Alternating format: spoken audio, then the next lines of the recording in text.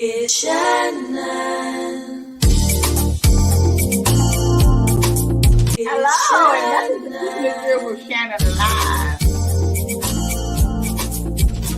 It's Because Shannon. you don't know how it's going to turn out. It's Shannon. It's Shannon. My kids empowered me to get out. What's going on with this remote learning and in the midst of COVID? Working for different elected officials, learning and understanding how to put the community first.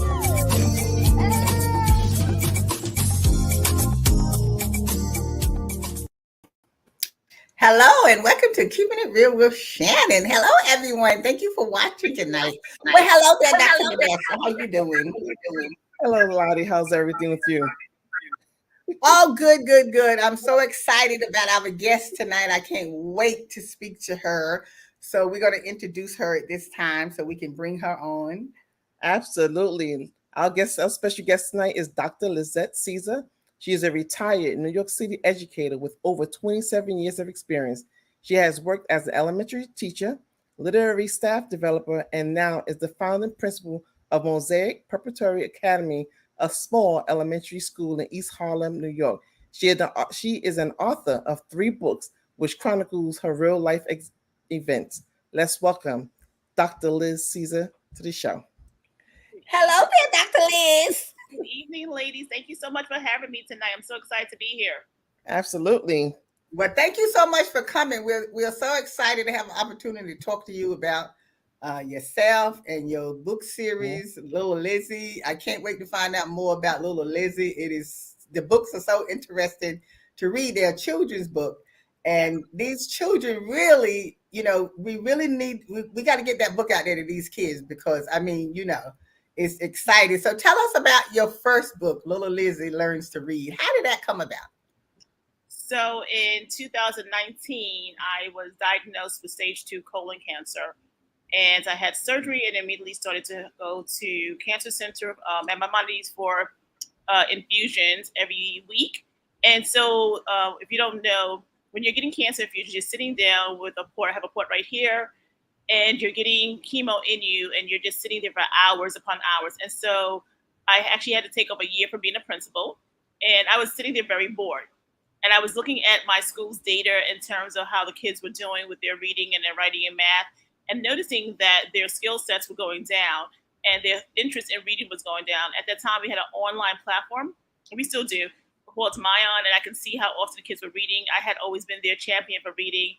And so I said, okay, so I have to figure out a way while I'm here getting chemo on a regular, how do I continue to motivate them to read when the principal's not around?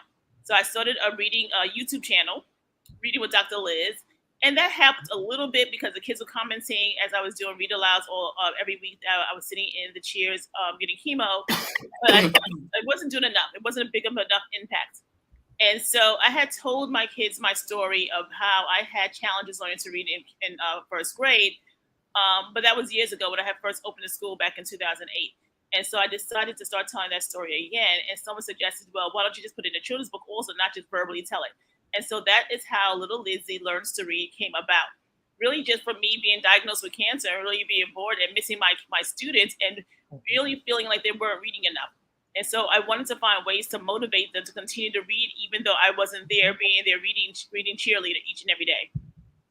So now in the first book, Little Lizzy Learns to Read.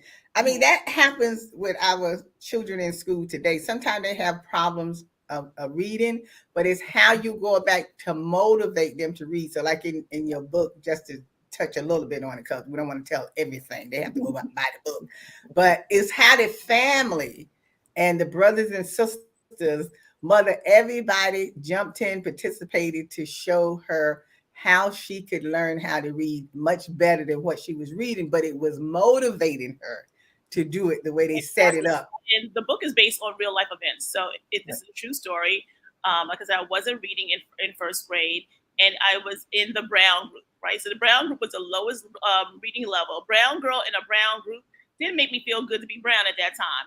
And the teacher's telling my mom that I'm going to probably be held over and not move up and be promoted with my friends was really heartbreaking for me. But my mother, being the mother that she is, was like, nope, not my child. She's going to move on. She's going to be a success. I'm not going to have you put labels on my child. You know, Mhm. so my mom, my sister, my brother, each and every day they would read with me. And if you look in the book, you'll see that they put words all over the house, you know, had Right. words everywhere, on the bed, in the kitchen, everywhere. And just it became a game and it became a family activity that we were going to make sure that little Lizzie learns how to read that year. It was going to be promoted. And so the book is just really to motivate families to do this work together and also to give some strategies on how to teach children to read. There are a host of reasons why anyone does not pick up reading at the same pace as other children. Doesn't Right. mean they need to be in a Right. special needs class. It just means that you need to figure out how that child's going to break the code. You know, Right. that's interesting, Dr. Liz, that you say that reading is just not the at the hands of board ed. It's a family event. A lot of kids are home many years before they go to school, and families should not just think that okay, my child will learn to read when they get to school.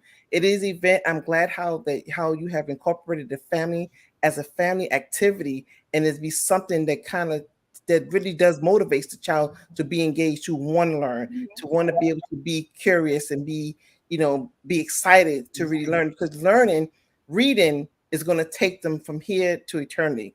So, Those Exactly. school mhm, years, those entering school years from birth to like age yes, 3, because in New York City we have 3K now. Those are critical years for parents to really help their children be prepared to learn how to read. So the things that parents can do at home are just having normal conversations and not using baby words to describe things. You know, right, like the bottle. And people use all kinds of little nicknames for things. When you're walking down the street and going to the supermarket, having conversations about like, listen, Right. I'm eating 2 apples, and this apple weighs this much, and this apple weighs that much. And building those language and vocabulary from Exactly. birth until their school age is critical. You know, in our communities, we don't do enough of that. When you see Caucasians, they come in with a wealth of vocabulary, more so than Mhm.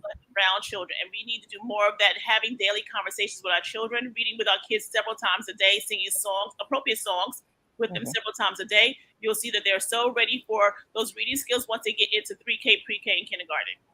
Yeah. You know, Because I just want to add something. Also, when children are learning to read, as they get older, they get they all on the internet, the cell phones, and they yeah. start texting their parents and their friends in abbreviation. And as this mind is still developing, they never get the full spectrum of learning because they Right. start kind of like, I don't want to call it like dumbing down, but they start not really putting the full attention into reading because they're starting to write in shorthand. Right? So we all have colloquialisms, and we all, even as adults, do that code switching, right? We have languages we use it at home in our families and outside with our friends, and then Mhm. it's an academic language. But we need to make sure that children understand the difference in using the different types of languages, when it's appropriate to use those colloquialisms and when it's not. But you need to learn Mhm. standard English, you know. So that's what's going to take you far in life, just knowing standard English. Mhm. Absolutely.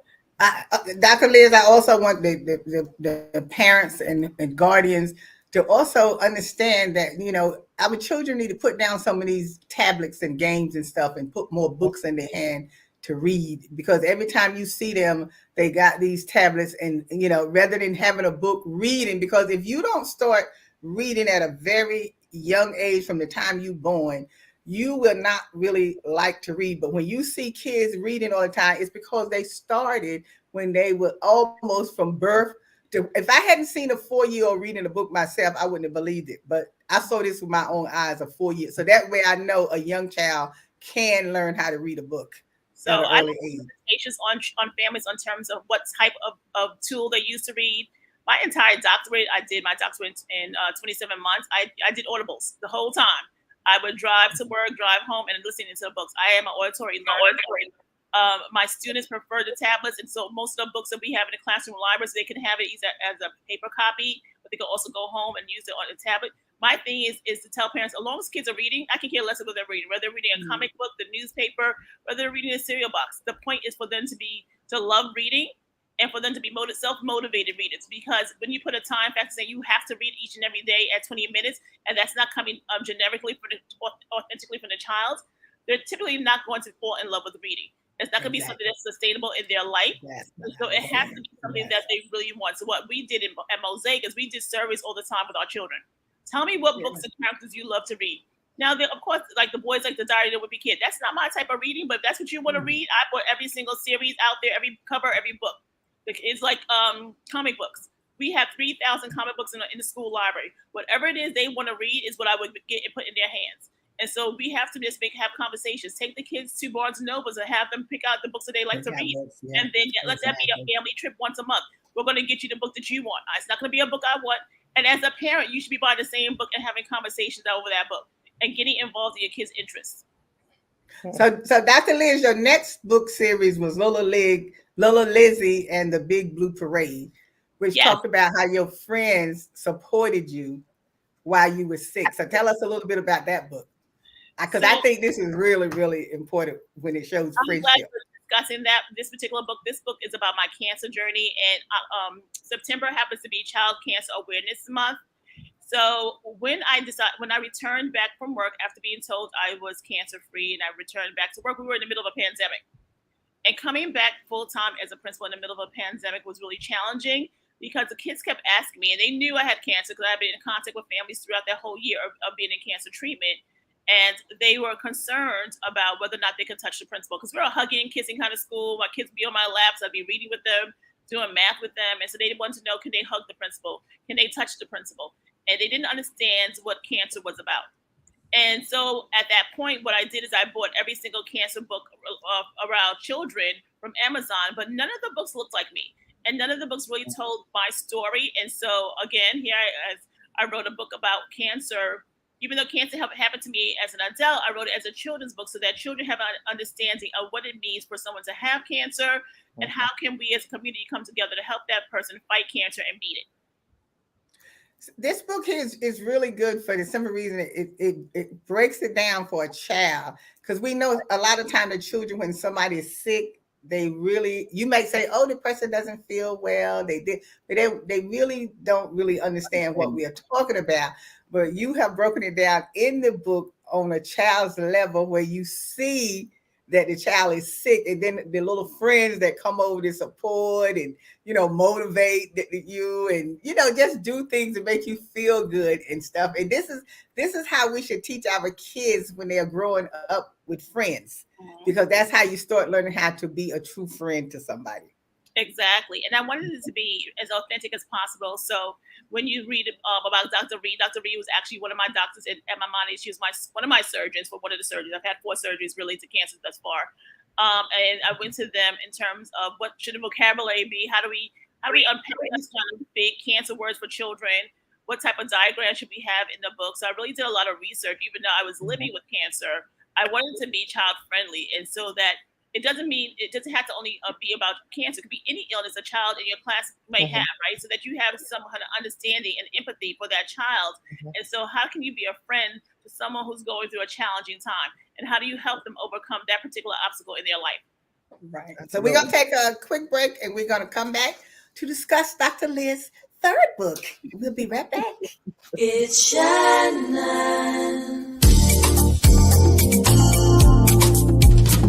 It's Shannon. When you look at the number of disasters in the U.S., chances are every area will deal with some kind of emergency in the next decade. And between school, sports, and social lives, chances are you won't be with your kids when it happens. Will they know what to do? Ready.gov/kids has the educational tools and information to make the conversation easy. When the time comes, chances are they'll feel prepared, not scared. So talk with your family today.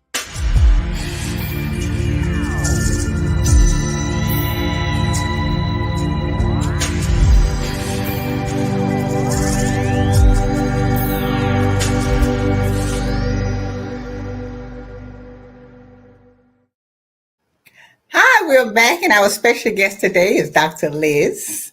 And before we went to break, I know we was talking about, when you were sick and you wrote the book for kids to understand. I just wanted to say that, it's good when we can have something that children can read, so they'll never truly really understand, but they have a better understanding when you say that person doesn't feel well and what you do, to help that person and everything. So I really thank you for writing something like that, because, when you're trying to talk to young kids like that, it's so hard to tell them anything when something happens. And especially if they lose someone that's close to them, they just don't get it. They just don't get it. So that's why I say this book series is really great. Now, the one that I've been waiting to get to, because this is what me and you gonna have a disagreement on, is Little Lizzy, her cousin Lori, and the not so bucket filling friends. What is not so bucket filling friends? What is that? I'm in kindergarten tonight. So I know I'm not supposed to bend down too much. Okay. So when I opened the Mosaic in 2008, I took over a school in need. And so I took over the school and all of its challenges and all of its joy. And so I wanted to build a community where we were just doing things for others for the intrinsic value of it makes me feel good, right? So not because it's going to give me anything in terms of a monetary value, but just because it's the right thing to do. And so we became the very first bucket filling school in New York City back in 2008. I met Carol McLeod, who wrote the book. I'm going to try to show the book on screen, the original book. How do you feel they bucket? And I've been friends with Carol for 14 years. When I retired in June, I started thinking about how else can I be a support to schools. And so I started telling the story years ago about when I was bullied. And students believe that principals have ever been bullied. They see you in a position of power and think that you've never gone through obstacles. And I tell them all the time, my life has been nothing but obstacles. I didn't know how to read in first grade. I had cancer. I was bullied. We've all gone through obstacles. It's a matter of how do you get to the other side is what's important. How do you persevere when you have an obstacle? And so all of my books are really written about the obstacles I've faced in different times in my life, but they're written as Little Lizzy as a child, because me having cancer, that's an adult thing. Me being bullied, that happened in high school, so I wrote the book about when I was bullied in high school because at that time people thought I was overweight. So they would call me fat. I went to school with my cousin Lori, who was a lot skinnier than I am. And so they would call me hamburger and her French fry. And so that was very hurtful, They thought it was stuff. And the thing is, I never told anyone. My family didn't know. My mom just found out by reading the book, and she just read the book last week. My sister, she wants to know how do we find these people so she can beat them up now. Like, I don't believe in violence. That's not happening. But I wrote it because I want to make sure that children have a way of overcoming obstacles when they face this type of challenge. When it's repeated behavior, someone saying mean things to you, someone hitting you repeatedly. What can you do to help build your community up in a positive way? And so I took that bucket filling philosophy with what happened with me in school and combined those two to create this book about utilizing that bucket filling philosophy of doing the right thing because it's just the right thing, not for any other reason. Well, now, Dr. Liz, now we're supposed to do the right thing, but sometimes now when you're trying to do the right thing, you're trying to tell your kids to do the right thing, but if it continues, sometimes you got to step in yourself. Yes, with your words. Words are scared. What did Martin Luther King tell us? Mm-hmm. What did Michelle Obama say? When they go low, he said, hand it yourself. Michelle Obama said, when they go low, we do what? Go high. Gotta go high. Sometime. You But did not say sometimes. You did not say sometimes. All the time. Well, that comes with discipline. That comes with discipline and learning. And because a lot of kids they don't have an outlet to really talk about things that are challenging to them, or even to let adults know that things are going on in school. So this kind of leads to a big suicide outlet for kids. They have no place to turn. They have no place to go. They feel that they're alone, and they don't really understand that this is a big problem. And people may say, okay, it's not that many kids, but as far as I'm concerned, so suicide is like a big pet peeve of mine, and one child is a child too many. Exactly. And a lot of kids are like how I was and how Lori was in school, and they literally hold it in, and you don't know that it's bothering them, right? But I had strong foundation, so people would say mean things, but I would just let it roll off my back. But not everybody has that same skill sets, that that same foundation from home. So what do we do for those kids that never speak up? What tools are out there? So it's important that the entire school community, including the family, so their parent coordinators in schools, everybody needs to be trained in whatever your positive behavior intervention plan is in the school. It needs to be a school-wide program so that everybody knows what we do in this community. How do we love on each other in this particular community? Do you encourage kids to journal? Definitely. I journal. I don't use pen and paper. I actually do everything on my phone. All my books are written in my iPhone, so that's my way of journaling. But if paper and pencil and notebooks is better for other kids, and that's fine. If they want to doodle on big piece of paper, that's fine. However they want to get the information down, that's fine. But also finding a buddy, to talk to. So one of the things that I did as a principal is that we always had to adopt a scholar. I wanted to make sure that every child felt like there was an adult in that building that they can go to, that they felt that had their confidence. You didn't have to be the principal. You don't have to come and tell me what's bothering you. But it could be the janitor. It could be the lunch lady. But as long as you felt comfortable enough to go to someone and say, hey, I have this situation and I need help, but I don't know how to solve this problem myself. Can you help me? Absolutely. But now, let's come back to the real world now. Let's come back to the real world. Because now we're gonna do what you said. No, we're gonna do what you said. We're gonna do it the diplomatic way, like you said. But all the time we can't be diplomatic. What you're gonna do as grandma is get the original bucket filling book and my bucket filling book for that kindergarten class. You're gonna teach them how to use. No, I already told you. I told mine. She reported to the teacher. But the third time when she reported, if nothing is being happening, then you handle it yourself. Okay. Yep. And then I will come up to the school and talk to the principal and the teachers now, because we are not going to have this picking on you. And the whole time you go into the school, it's not going to happen. Community changes, right? So you're going to be a catalyst for change. And when they utilize these resources, these particular books, because kids really can see themselves in these children's books. My books are written for Black and brown children because that's what I am, right? My books are written for Hispanic. My mother's Hispanic.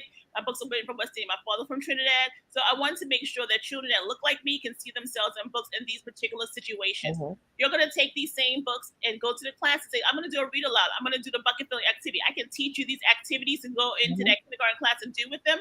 And they're going to practice what is positive and negative behavior. What are some things that fill my bucket up? What are some things that dip into my bucket? And how do I make sure if someone's dipping into my bucket that I put a lid on it so that it doesn't affect me anymore? Mm-hmm. So these are things that we need to teach children from day one. And this is something that's doable. My 3-year-old nephew knows about bucket filling. Mm-hmm. He utilizes the language all the time. Mm-hmm. Mm-hmm. So how do we help parents teach their kids about this bucket filling and what's appropriate and what's not appropriate?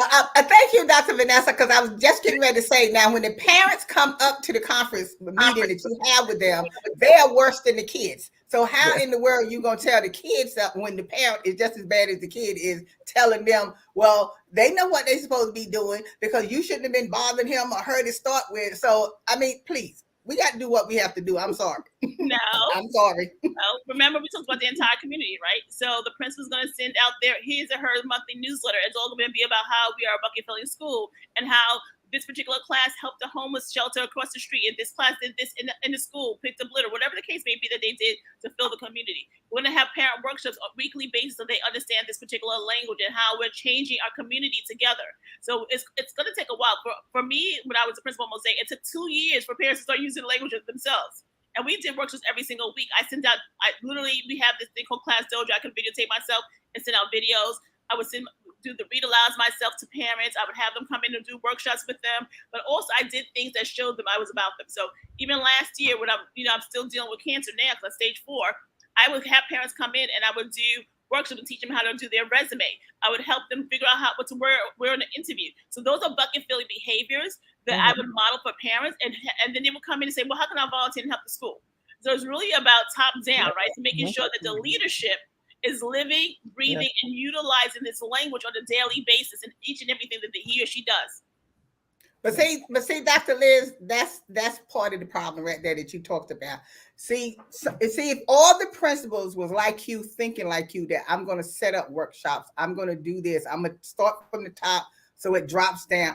If all the schools or the principal and administration was thinking like that, so they could put some programs into effect and some workshops into effect. They have the parent coordinators there. The parent coordinators could be setting up those types of bullying workshops or whatever. The principal has to be talking about that, even with the teachers, because some of the teachers are just as bad as the kids are. Some of the teachers are. So what I'm saying is, as a leadership role in the school, is how you come in saying, how do you want your school to run? How do you want people to act? Let me tell you, just like going to the school, sometimes when I had to visit the school, the first person I would see is the school safety agent.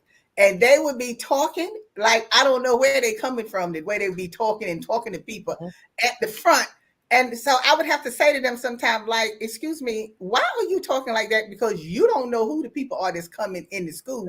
It could be someone from the chancellor's office or for the mayor's office or whatever. You supposed to be talking in a professional way, greeting people, not talking like you out there running the street somewhere. So this is what I'm saying. So the principle. As soon as you walk into a building, you should know what you're about, right? As soon as you walk into Mosaic, when you walk in a block of Mosaic, you see a big sign that says we're the first bucket filling school in New York City. Fine. But I also believe in giving people grace. From dealing with cancer from 2019 and still dealing with cancer, I've learned that sometimes people are a certain way because you just don't know what they're going through. Today, I can tell you that I was very to the people at Kettering just because of what I'm going through each and every day dealing with cancer. So that school safety officer, you don't know what's happening behind the scenes, right? You don't know what's happening in her personal life or her professional life. So sometimes we just have to give people grace and be the bucket full for them, and greet them with a smile. No, you might not know what they're going through in their life on a particular day. Everybody has a bad day. Everybody has a bad day. But I'm saying if this is a continuous thing every day, you are not supposed to have someone at the front greeting people coming in, and that's with anything, not even to the school. That's the same thing when you go into the bank or anywhere. Right. It's just like McDonald's. When you go to McDonald's, you got the little nasty kids on the window. Like I told the supervisor one day, no, take them off before somebody kill them. Put one of the kids on the window who got a pleasant personality and who knows how to talk to people.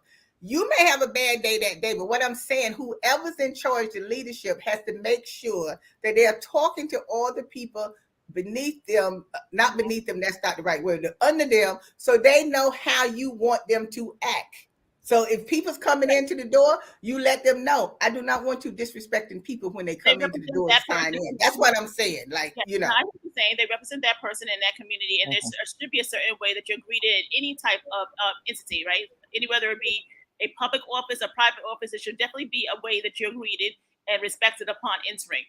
But sometimes, unfortunately, people don't realize that they're being yucky. And so I try to, in a positive way, is to, pull their coattail. Like today, I was an accessoride, and he was on his phone having a personal conversation that was very loud, and there was 2 patients in there. I had to let them know, like, this is not very professional. If you could just, curtail your personal conversation until you let the passengers out, that would be a more professional way of handling this particular business. Exactly. Sometimes they're not aware that they're not being professional.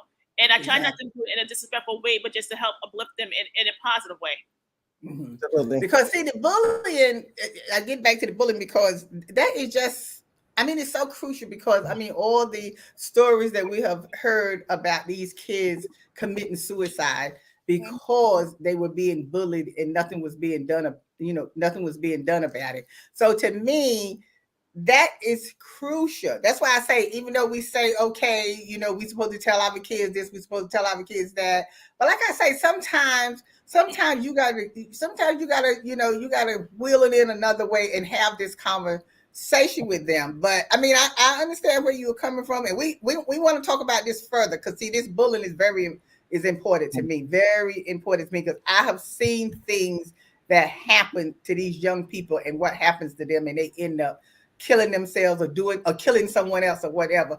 But we want to thank you for joining us for this part of the show to talk about your books. And we're going to continue this conversation in our after show. So you can always go to our Facebook page and YouTube and see the rest of the show. So remember always to like our Facebook, subscribe to our YouTube. And thank you so much for joining us. So if you want to hang around for our after show, you can. So thank you, Dr. Liz, for coming on for this part of the show. And as always, we'll see you next time. Thank you. Today's show is sponsored by Abu's Bakery. If you have a sweet tooth, stop by Abu's Bakery for some delicious cakes and pies. Do you like beautiful pictures for your home or your office? Then stop by Stage Watch Gallery. They have a large selection of pictures from around the world. It's Shannon. It's Shannon. It's Shannon. It's Shannon. It's Shannon. Keeping it real.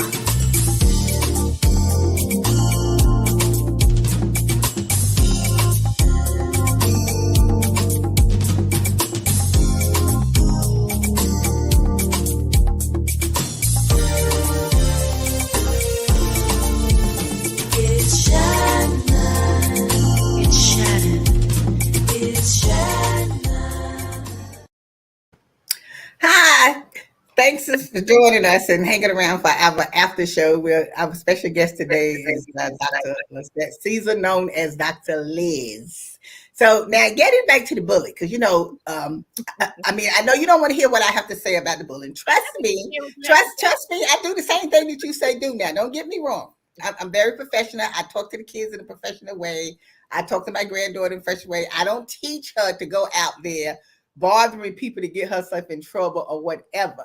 But if it's a continuation of something going on, I'm sorry, then I'm gonna have to say we're gonna have to deal with this. You know what I'm saying?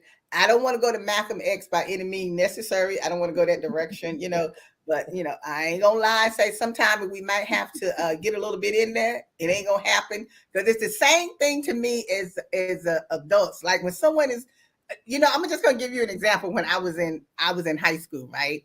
And this particular person in there, they used to bully me and tease me because of my southern accent.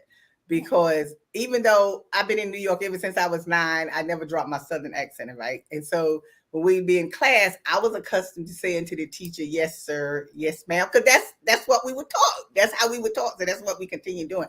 So they would tease me, right, all the time. And I really wouldn't say nothing back to him because the teacher would say, "Oh, well, don't get yourself in trouble, blah, blah, blah, blah, blah, blah." So this one particular day, she started bothering me in the lunchroom. And so then she says, "Oh, well, I'm going to meet you outside after school." So hear me, like, why you meet me outside? I don't even know you really to be meeting you outside. You just bothering me, right? So when we got outside, now everybody's waiting for the fight. Everybody's waiting for the fight. The whole school, the word gets around the school, so you out there fighting. Now you're not supposed to be fighting on school campus, but what am I supposed to do? I'm going to defend myself. So that's what I'm going to do. Okay. I'm going out there to fight because I'm going to defend myself. And that's what I did. I went out there to fight, defend myself. But principal came out, caught us out there fighting. They want to expel you from school, blah, blah, blah, or whatever. Well, of course, I had to pray my case because I was too afraid of my father, because my father made it very clear if you was fighting in school, what was going to happen. So, of course, I had to go beg the principal, don't call my father if he wanted me to show up to school the next day alive, because I wouldn't be able to come back because I would probably be dead because he'd kill me. But I'm just saying, sometimes you are pushed to the limits and you can't take it anymore. Sometimes people will snap and kill you and stuff. So that's what I'm saying when it gets out of hand. Because sometimes kids don't know to come and tell somebody that something is going on. Every kid, see, that's why I figure like from being young, you have to teach your kids, I don't care what anyone say to you or do to you, you come and tell me. You come and tell me. So this way I know what's going on if something is happening in your life. But nowadays kids are so reactive today. Yeah, our kids are very reactive, and that's a learned behavior also. I want to address Reverend Ware, put a comment. I agree with what he's saying in terms of this has to be something that's also taught in the homes. And so one of the things as a principal for 14 years, I would do each and every year is that every child who was new into school every year, so in September you get an influx of new children. Every child would get a bucket filling book and activities for the home. So they already have in the classroom libraries, the teachers are doing activities about bucket filling every single day. But we want to make sure that the parents have these tools at home, right? So you in order to have the tools, you have to have the resources. So every year, 100 books are going home to all those new kids, because we want to make sure that everyone is on the same page and understands the same language and using the same language and behaviors. And it's so critical that the families are using those behaviors. But the thing about it is, Dr. Liz, now that's the crucial part, is being taught at home, because everything to me starts at home. Your manners starts at home, how you speak to people. Yes, ma'am. No, sir. Thank you. Please. All of that starts at home, that we teach our kids from the time they're small growing up. But a lot of times it's not happening. And then we keep saying, okay, what can we do to convince the parents that if you teach your kids when they're young from home, they will most likely not get into the trouble that they get into. I know parents would say to me, well, Miss Shannon, your kids are not supposed to be afraid of you. Like when I would always say, well, I was afraid of my father, like that. I didn't mean afraid that he was going to kill me or anything, but I was afraid because I respected what he said, and I know what the consequences would be if I did something that I wasn't supposed to be doing. So they feel okay. The kids should be able to say anything they want to say back to you, and it's okay. And they say, "Oh, well, let the kids talk. They all up in your conversation while you talking."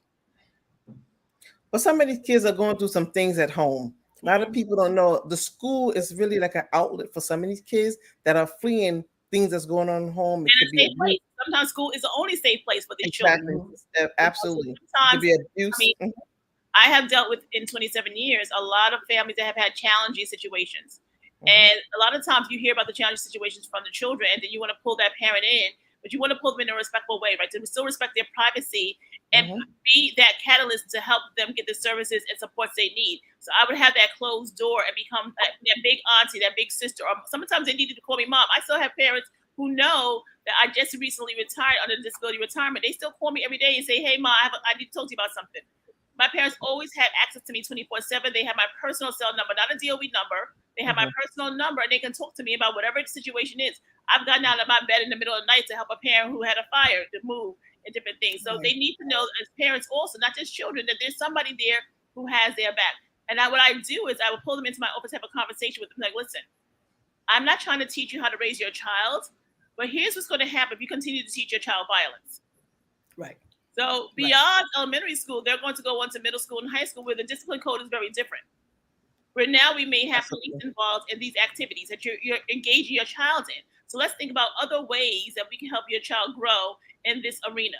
Other ways that we can help your child with the mental stability. Other ways in terms of wellness. What can we do as a community to support you in this work? See, the thing, another thing too is when you set up the types of programs like you talking about to really help the parents and set up some kind of not training workshop, but workshop just like you said, where they can come and learn or whatever. It's still just hard to get the parents to come out for that. I mean, sometimes you can't even get them to come out to pick up the report card. So it's like, what do you do? I mean, I remember back in the day that you used to go to the parents' home and sit and talk to them, but see, you can't do that now because you can't, be going in people's houses We need and to stuff change like our that. mindset in terms of what parent involvement looks like, especially after this pandemic. Parent involvement doesn't mean that you have to be in the building. I have lots of parents who are involved in different ways. So I had a grandmother who would send me literally shopping carts full of yarn because we had a knitting club. She didn't come in the building often. I'd have to go pick it up and stuff from her. But you know what? Her way of being a parent involved, knowing that we needed things, needed donations for these different clubs that we had in the afternoons. She liked knitting. She taught somebody in the school how to do the knitting. She would donate that, right? So that was her way of participating in the school community. So we have to change our idea of what it means for parents to be involved. If you can only be involved once a month and come for an hour and talk to the principal and over some coffee, some tea, some danishes, and that's all you can do, then that's fine. But if we're having conversations while I'm driving home, and that's your involvement, then that's fine too. If you can do a Zoom on lunchtime, and we're making this offering to you because you can't come into the building for a workshop, but you can do the Zoom, then that's fine. We have to think about what opportunities can we give parents to be involved. At my school, we were open 6 days a week. We have GED programs, ESL programs. We had Baby University where we teach parents how to do read alouds to the babies from ages 0 to 3. Offering them a variety of activities. And if it's only 5 for this activity and 10 for this activity, that's okay. So, and we had soccer for mommies, and we had Alvin Ailey dance with mommy and me kinds of things. So just, having different avenues for parents to get involved and taking advantage of it. If they came on Saturday, I would be there on Saturday, and I'd say, oh, you know what? I got to talk to you on the start. Let's move over here to talk for 5 minutes. I'm telling that parent what happened Monday through Friday in that 5 minutes because I know I'm not going to see her again until next Saturday. So, well, you're right. You're right about the different ways of the parent involvement. But what I'm saying also too is, you have it that way. It's true. I would tell even the parents all the time, like, you could just pick up the phone and call and talk to the teacher. Just ask the teacher, how's Bree doing? How's Jerry doing? Or whatever in school. Let the teacher know that you are concerned about your child. But see, sometimes they start in September and you don't hear again into June. You don't hear anything until it's time for graduation. And then if they're not graduating, then they come and they ready to curse you out or whatever, why my child is not graduating or what like that. So what I'm saying is we try to say to you is you have to say something during the school year. You cannot leave your kid in school for 10 months and never pick up the phone, never come to a PTA meeting, never come to curriculum night, whatever they have it in school. They have to know that you are the parent of this child and that you care. about your child. That's what I want parents to see. And Lottie, you know what? Somebody also has to make sure that, that's happening, right? So in September, we have this back to school event, and the teachers highlight who came, who didn't come. Now, I'll go to my teacher in October and say, hey, did that parent ever show up? Did that parent ever text you or email you to find out what they missed? If they didn't, I have a list of all the parents that didn't show up. I divide it between me and my assistant principals, my guidance counselors, and the parent coordinator. Let's split up and call these families and see what it is that why they didn't come, what's inhibiting them from being involved. How can we support them? Do they know what's happening at the school? School just started. Let's make sure they know the curriculum. Let's make sure that everything's okay with them. So we also have to do that extra step to find out, well, why didn't they come to back to school night? Why haven't we seen or heard from them yet? Right. I see this bucket filling activities are positive enforcement in school. So why enough of them is not in the public school or other school as a way of behavior intervention plan, because it's mandatory in New York City. So it doesn't have to be that they're doing bucket filling. There's Leader in Me. We also did Leader in Me to teach leadership skills along with being positive role models. So everyone has something. I just love bucket filling. I love it. When I met Carol, who wrote the first book, I used it for 14 years, and it worked really well in my East Harlem community. So I'm not saying that every school has to use it. Every school should use something that's going to build the entire school community. Of course, I would love everyone to buy my book and to learn about all the things that I've overcome in my 3 books are about true obstacles I've faced and overcoming those obstacles with perseverance and grit. So I would love for people to purchase those books and utilize them in schools, but I'm not saying that's the only thing that you have to utilize. Right. One thing about your book. Go ahead, Vanessa. One thing about your book, trust me, people will be utilizing those books, and because you're out there giving those books to the hospitals, one that you take, correct? So everybody will get an opportunity to see how they can persevere through obstacles and to learn positive enforcements of things that they be going through in a way to transition and help them move forward. Absolutely. Now I do have a fundraiser where I'm raising money to donate the cancer book to Sloan Kettering's Cancer Ward, because this month is Child Cancer Awareness Month. And so today when I went to treatment, some of my friends had bought some of my books last week and they were delivered to me. So I went and delivered those books today. I did it in the past with my monies when I was with my monies getting cancer treatment. Now I'm with Sloan Kettering getting cancer treatment. And so whenever I'm getting cancer treatment, I think about how hard it's hard on me. Doing these treatments every 2 weeks is not easy at all. And so can you imagine an 8-year-old, a 6-year-old, a 5-year-old going through treatment? And so if my books can uplift them just a little bit during their treatments, I'm here for that. I hope people will continue to donate. I have an Amazon wish list that's public that people can donate my books to Sloan Kettering. I'm just here to try to make the community better. Well, I want you to know, Dr. Liz, well, we're gonna do something, me and my granddaughter. So what we want to do is St. Jude is one of the hospitals that I deal with. And so we wanted to purchase books and take them, set up a time that we can go there where she can meet with some of the kids and read one of the books to some of the kids at the hospital. Awesome. I will autograph all the books that you purchased. I've donated St. Jude's in Queens already. I'm always here donating to children, so I'm happy to donate with your grandbaby. Yes, that's what we want to do, because I want her to learn, first of all, how to give back. Right. So that's an awesome bucket filling activity you're going to be doing. You're going to be lifting those kids up and filling their buckets and filling her buckets at the same time. Exactly. I still want her to learn good things besides beating up somebody, but so that's why we go. Why are you teaching her that?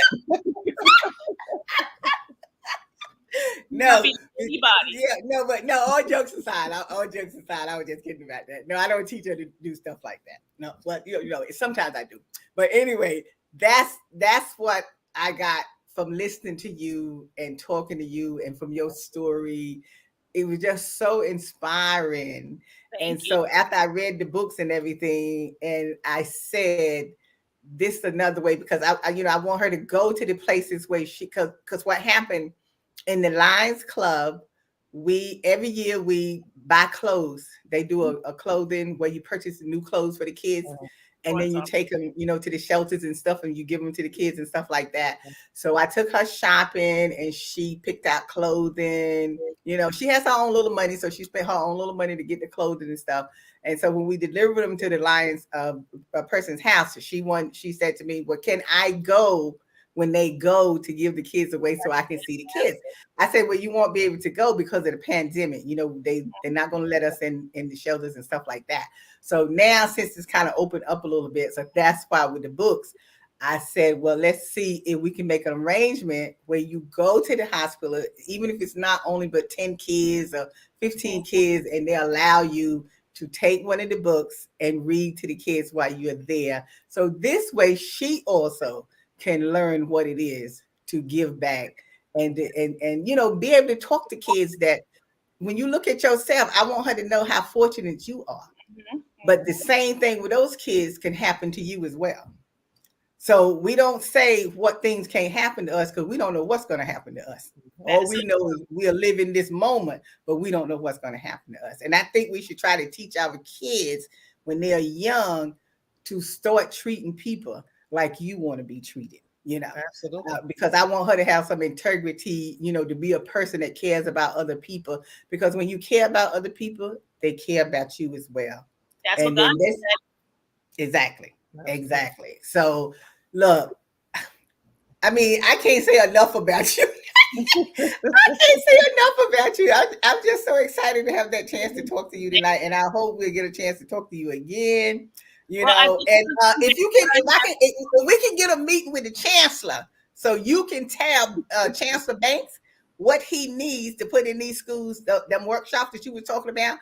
He's cutting some of the budget, so that money he's cutting, he need to take some of that money. He had his town hall live today, and he told Yes. his opinion is really is in that the school budgets have been cut is because 70,000 children have left New York City public schools. But it's cutting the arts, it's cutting dance. My kids, we had Alvin Ailey last year all year long. When I tell you those kids, parents were rocking that dance, they love Alvin Ailey. We had a full-time. Well, see, that's my point. They always cutting the wrong things. Why are you cutting things like that? Kids need art. They need to learn how to sew. They need to learn how to cook. Everybody doesn't go to college. I'm going to work on fundraising and writing grants. Even though I am retired from the school, I still love my babies. That's my heartbeat. I opened that school, so I'm going to figure out ways for the kids to continue to have the arts this year. Absolutely. I'm going to continue to figure out ways for kids to get books. I put a book vending machine. I was the very first school in New York City to put a book vending machine so kids get free books when they do good things, when they're bucket fillers. They get a coin. They get to choose a book. I'm working with Grandma's Love, and we put a book vending machine in Methodist hospitals so that the children there can get books when they go visit their doctors. And so really, I'm just trying to build literacy throughout New York City and making sure that the school system still have the things that they need. Hopefully you'll have me back when I have my fourth book out that is about holidays. Me and my friend, she's Jewish, and we talk about how we switch holidays. She comes to the Kwanzaa event, and I go to her Jewish events for the holidays. And so that book should be coming out in December. Well, whenever it comes back, you just email me, call me, or whatever, and we're going to do it again. And anytime you want to come back, because anytime you're going to do anything, let us know. So this way we can also be a part of what you're doing and helping you out, getting people to come. I'm willing to come back and whatever. I'm coming in October, do an anti-bullying month and read the last Little Lizzy book, because I really believe that it's important through the whole month of October. We talk about ways to combat bullying so that we don't have any more children committed suicide because they feel alone. So I would love to actually do a read aloud. Exactly. And also too, we need to get you at the church also to talk to people there, because like I said, it's not only children that's having a hard way to go now, it's also adults having a way. So it all works both ways for the children and the adults, because a lot of people now are just so depressed, The mental illness, with the mental illness out there. And we have to be willing to seek professionals, right? So the first time I went through cancer, first and second time, I wasn't really willing to speak to a psychiatrist or a psychologist. This third time, I realized, listen, it's back to the third time cancer. I definitely need to speak to somebody who knows more about cancer and how to deal with, live with cancer and not have cancer take over my life. And so it's okay to talk to professionals in terms of your own mental health. Yeah, and it's okay to, I think, to talk to other people that you can trust to talk to as well, rather than holding it inside of you and stuff like that. Because to me, even when I just want to get something off my chest, it helps me just to tell that person, even though I might be venting, but then I feel much better after I talk to them and everything. You know what I'm saying? So I think we need to do more of that. Exactly. We need to do more of that. So thank you again for coming. I'm like on cloud nine myself. I'm like Little Lizzy myself, And thank you. And thank your mother. Lina Stell. Her you. mother's crazy. I'm telling the mother's crazy. She crazy. But she is such a beautiful person, Lina Stell. So Thank you. thank her again for raising and guiding such a wonderful, wonderful person. I And look, appreciate if you need us to help you do anything, all Listen, you got to do is call. you let people know about the books. They're both they're on Amazon. All 3 books are available on my website, littlelizzy.org, and they're available on Amazon. Okay. So Thank you. hopefully we'll see you on the 7th. And that way you can bring your card and put them on the table so we can get these books sold. I will actually bring some books with me on that day as well. Yes, yes. Okay then. So thanks again for joining us. And thank the audience for staying with us on the after show, to have a conversation with Dr. Liz. I know you enjoyed it because we certainly enjoyed it. So I want to thank you again for coming. I want to meet coming. the grandbaby. I need to meet her. Oh, yes. I'm going to have you to meet Bree. Yes, you got to meet Bree. We got to meet Bree. So we got to set that up so you can meet Bree. Yeah, because I really, truly want her to go to the hospital, to see the kids, talk to the kids or whatever, and read one of these books. That's what's on my heart right now. So I'm trying to get that set up at the hospital. I really do. Because I'm just inspired by this. It's amazing how you put this together. It is. And much continued success in the book series of Absolutely. So thank you. And always, we can keep talking for all night, but we gotta go. We gotta go now. Good night, lady. Good night. Thank you. Okay, so it's always with